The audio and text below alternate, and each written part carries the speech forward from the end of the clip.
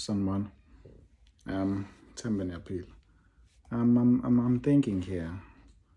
I remember that I once made a video where I said I have a dream. And in that video, I went on to narrate my dream and said, I have a dream of a generation, a black generation to be specific, where they'll be born and they'll live at an advantage in life, where they'll grow up without the responsibility, a heavy burden responsibility, or will be Tembala Sekai, where your failures don't necessarily mean the failure of an entire generation, where your success is purely because you are succeeding in what is your rightful purpose and what you actually desire to do, where people are not in the rush of going back to where they come from to help out, to help their siblings, help their families. Not that it's wrong, no, but I've realized that one of the limiting things, especially for the black community, it is the poverty we come from. We are limited so much by the poverty we come from, and not just the materialistic poverty, but we are limited by the psychological and emotional and the spiritual poverty that comes with the effects of the actual poverty of lacking, And we have developed values and beliefs that anchor us in the season of oppression. And unfortunately, we deem these values as important values, but in a matter of fact, they're just strategies of survival. And unfortunately, with survival, they seem at the moment they seem as values, but as a matter of fact, they are not values. They are simply coping mechanism. And one thing that is unfortunate about coping mechanism is that they easily camouflage themselves as the truth. And once something camouflages itself as the truth, it's so easy to destroy in your mind because you hold it true. It's a virtue, because it's the truth, right?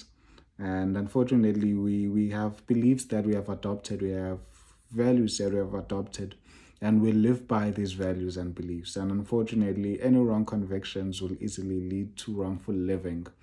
We find people not driving not because they don't want to drive. We find people driving because they've become comfortable with the coping mechanism that they live around. I know people who are saying, my parents lived the way I live, so I'm going to also live that way because it's the only way I know.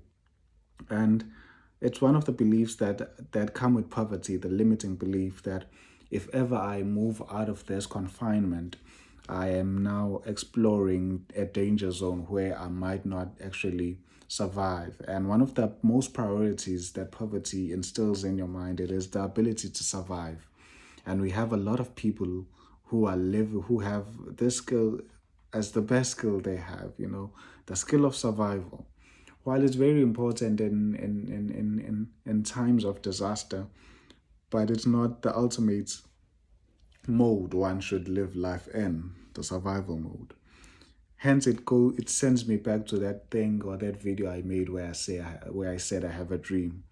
I really dream of a South Africa where a black South African has an ability to explore their dreams, explore their purpose, and actually explore the question of why am I here?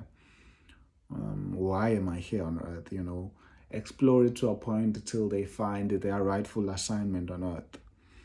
Explore that question to a point where they are able to go out and be a solution to this world we are living in. Because a lot of us, we are just surviving, and we appreciate surviving and having the opportunity to survive a lot of times.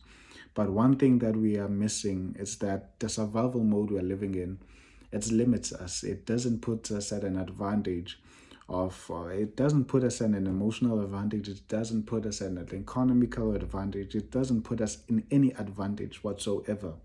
But it keeps this pattern of living and cycle of living. And unfortunately, we pass it from generation to generation. And there are beliefs that I'd like to go through that I'd love to just put out there, that have been limiting the black person for a very long time. And one of them is that money changes people. One of the biggest limiting beliefs that poverty comes with is that money changes people. Unfortunately, Money simply exposes who you really are and the values that you've forsaken to learn. Unfortunately, if you are greedy, even in poverty, poverty can expose that you're greedy.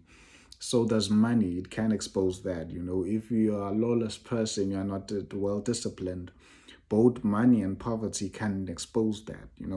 So this idea that one shouldn't pursue anything because money changes people, it's one of the limiting beliefs that we've harbored for a very long time in the Black community. Maybe not even only in the Black community, but in a lot of communities and societies. Another belief that we've harbored for a very long time that is limiting us, and it's entrenching poverty at the depth of our hearts and the depth of our generations, is that others have it worse. That it sounds wise in a moment of oppression, but when you look at it realistically, it's entrenching you in poverty. It says going for more. It's actually being greedy, because you'll always be held by, or you will always be captured or being captive of the idea that others have it worse than you. So going for more will obviously be seen as greedy, being greedy and being ungrateful for what you already have, because you are moving with an understanding that says others have it worse. And one of the last thing that I'd like to mention that has limited us, the belief that has been limiting us as Black people, is that we have this idea that hard work pays off. It's always said, and whenever someone says that, it's as if they've said the wisest thing, that hard work pays off. And we say this as if the system is fair, as if all those who are successful have actually put in the work. You know, if you've been around people who grew up in wealth, you will know that some people really do not know what is hard work. So going around saying that hard work always pays off, you are actually saying that the system is fair, and you're actually saying that everyone who's successful has worked hard, and all those who do not have success as their portion are actually lazy. That's what you've actually said. And unfortunately, the truth is that some of the people are not limited by their laziness, they are limited by the system that is continuously oppressing Black people, especially of accessing opportunities, accessing, you know, a lot of open doors that we need for us to actually reach a point of not living in the poverty we live in. And again, I say this because I know that poverty is more than just lack of materialistic things, but poverty is actually entrenched in our psychology. It's entrenched in our spirituality.